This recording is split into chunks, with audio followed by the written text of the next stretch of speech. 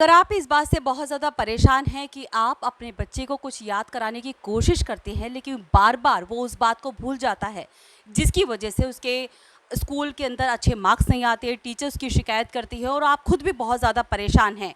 तो कम से कम कुछ ऐसी बातें हैं जिसको आप फॉलो करते हैं, तो आपको बहुत ज़्यादा तो नहीं, कम से कम 1 महीने में ही इसमें बहुत बड़ा परिवर्तन देखने को मिलेगा। जो समस्या आपका बच्चा फेस कर रहा है और जिसका सामना आपको भी करना पड़ रहा है, उस समस्या में काफ़ी हद तक आपको सुधार देखने को मिलेगा।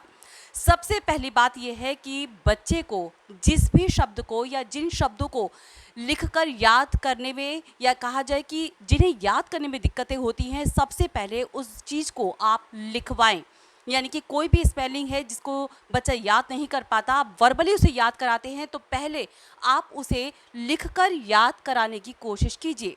नंबर 2, अगर आप कोई भी स्पेलिंग उसको लिखवाते हैं, अलग-अलग स्पेलिंग है, तो कोशिश ये कीजिए कि अलग-अलग कलर से उस बच्चे को याद कराने की कोशिश कीजिए। इससे वर्चुअली बहुत असर पड़ता है, बच्चे की याद करने की जो क्षमता है, एक तरह से एक उसको याद कराना बहुत आसान हो जाता है। ये एक साइंटिफिक रूल है, तो आप अलग-अलग कलर के पेन रखिए और कम से कम 2 से 3 दिन के अंतराल पर बच्चे को उन शब्दों को दोबारा से लिखवाइए। ज़रूरी नहीं कि आप पूरी-पूरी लाइनें बच्चे को लिखवाएँ, लेकिन बेहद ज़रूरी है कि जो डिफ़िकल्ट वर्ड्स होते हैं, उनको आप लिखवाएँ।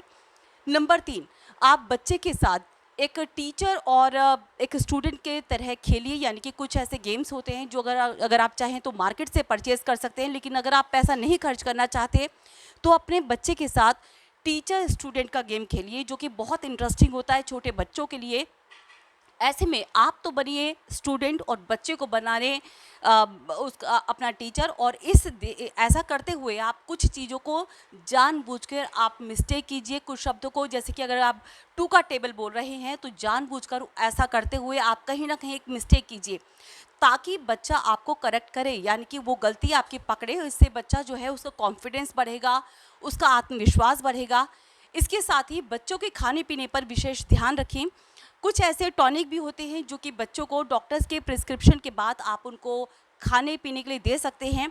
इसके साथ ही आप यकीन कीजिए इस बात को कि लगातार, क्योंकि इसकी अगर याद नहीं कर पाता है, भूल जाता है आसानी से, तो क्लास के अंदर उसके लिए बड़ी ही एम्बैरेसिंग सिचुएशन होती है, काफ़ी इंसल्टिंग वो बच्चा भी खुद भी अंदर से महसूस करता है, उसका कॉन्फिडेंस काफ़ी टूट जाता है। तो कम से कम आप बच्चे के सामने बार बार इस बात को ना दोहराएं कि आपको कुछ याद नहीं होता, आप जल्दी से किसी चीज़ को भूल जाते हैं।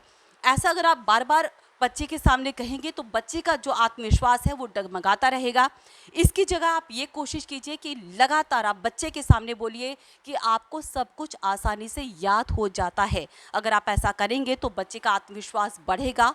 और अगर फिर भी आपको कोई सुधार नहीं आता है, नहीं दिखता है बच्चे की पढ़ाई में, बच्चे की याद करने की क्षमता में, तो आपको ज़रूर ऐसी दिशा में डॉक्टर के साथ कंसल्ट करने की ज़रूरत है।